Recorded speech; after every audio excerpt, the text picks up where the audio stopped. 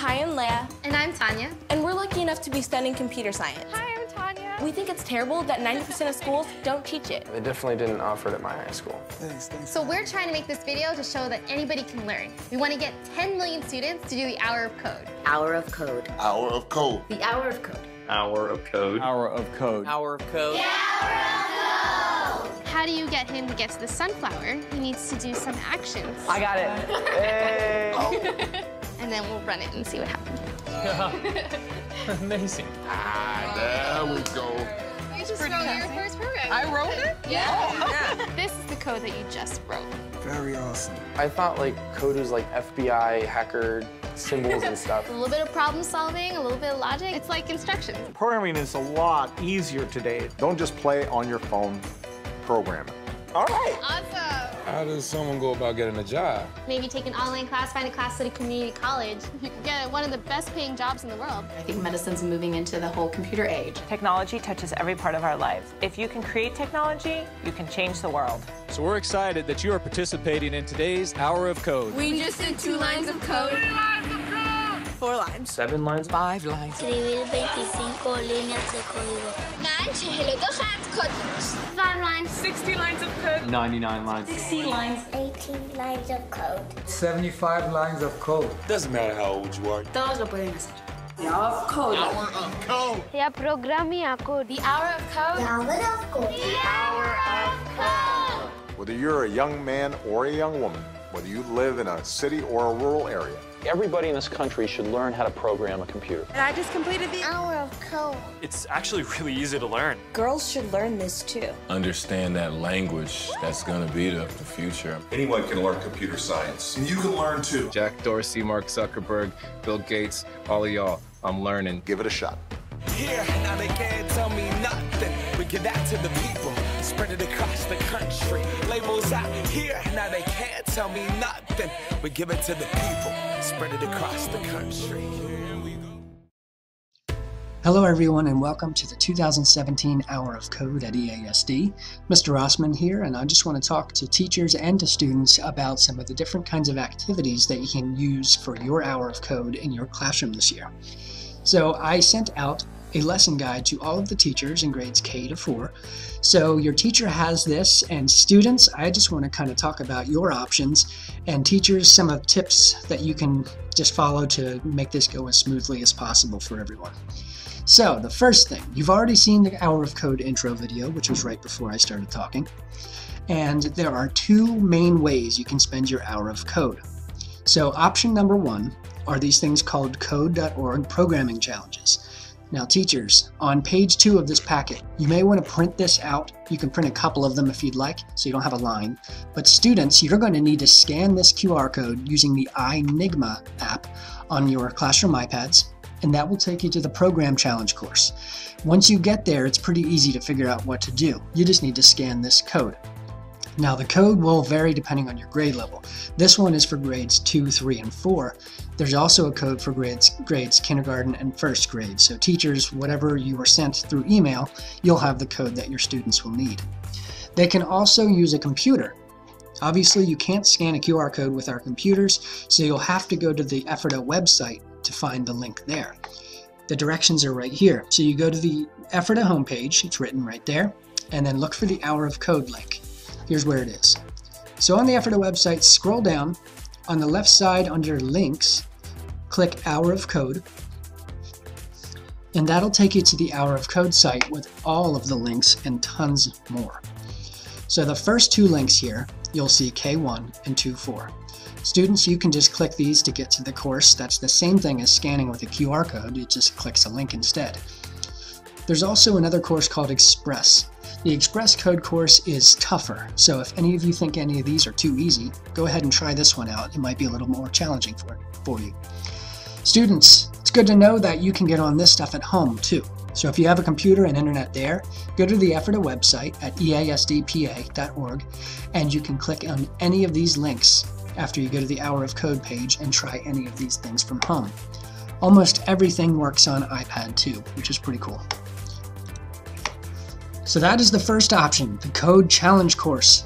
So you'll try those out. You should be able to figure it out once you get there. There are a lot of different puzzles and things that you have to figure out by dragging and dropping code. Your other option, and you can do this one first if you'd rather do it that way, but is to use the iPad coding apps. Teachers, on page 3 of the packet, you'll see a list of all of the coding apps that you can print out so students can see which ones they can do for their hour of code. But if you're having any that don't load onto iPads for any reason, the best thing to do is to free up some space on the iPads to make some room so they can download. So a lot of times when you see a gray icon or if it says waiting, it's because it doesn't have any room to download. Just delete some other apps and you can free up some space. If any of you have trouble getting the apps to load, feel free to email me, Ben Rossman, and I can help you out with some tips. Okay? Next, we have, let's see here. Students, you can do any order that you want. So if you see something that excites you more than something else, go do that thing first. It doesn't matter. The whole goal is to do something that is exciting for you so you can have fun while coding and learning. There's a lot more than just an hour here. So teachers, if you want to do more than an hour of code, feel free. You can do 2 hours of code, 3 hours of code. It's up to you what you have time for and what your students are excited about. When students finish the hour of code, teachers, you can print certificates for them through this link, step 5. You can even batch print. So if you have a list of all your students' names somewhere, you can copy and paste and hit print, and it'll print a certificate for each of them. The Student Coding Contest, the 3rd annual Student Coding Contest, is coming up next March. So there's more information coming about that soon, including some registration forms and additional information. But for right now, all you need to know that it's coming, and start thinking about it now. Again, you'll need a partner for that when you decide to do it or not, but that's open to students, effort of students in every single grade level. More information is coming soon. Okay, now I mentioned the 2 options, the code challenges, the iPad apps. That's how you can spend your hour of code. There are some other activities that you can offer your students, or students, if these look exciting to you, you can definitely do these. Teachers, I recommend printing this page as well. What this does is it tells your students some tips for how to use a lot of these iPad apps in some pretty cool ways. Scratch Junior, if you don't know how to do it, it can be a little bit confusing. But this tells you some really cool tricks for how to use it and have some fun right away. Like you can color characters to be any kinds of colors that you want. You can also use the camera on the iPad to put your face onto Scratch characters, which is really cool. The little hints tell you what to do. I don't want to spoil the fun for you. I'll let you try that out, students. Daisy the Dinosaur is another one that's really fun. Use this hint to figure out how to program Daisy so that way she grows every time you tap her with your finger.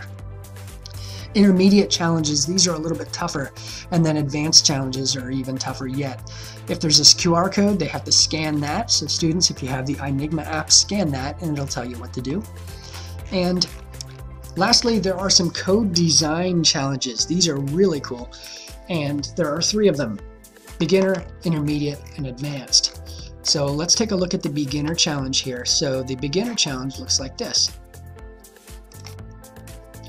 The beginner challenge allows you to create your own kind of program or cartoon with code blocks. It looks like this. This is the kindergarten and 1st grade example. There's also one for 2nd and 3rd and 4th grade.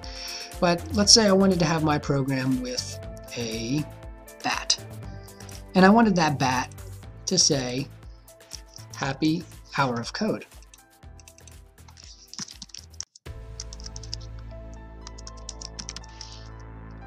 With a capital H. And I wanted the background to be that. Now when I hit the run button, there's my bat saying "Happy Hour of Code," and there's my background. So I programmed that pretty quick there, but what kinds of things do you think you can create by using these blocks? You can make characters move, say different things, you can have more than one character. It's really up to you and how creative you can be with this code. So that's just a neat example of what you can do here with the Play Lab. Okay, the other option. This is the Play Lab that's a little bit trickier. You'll see that. That's a great one for 3rd and 4th grade. And then the Advanced Challenge.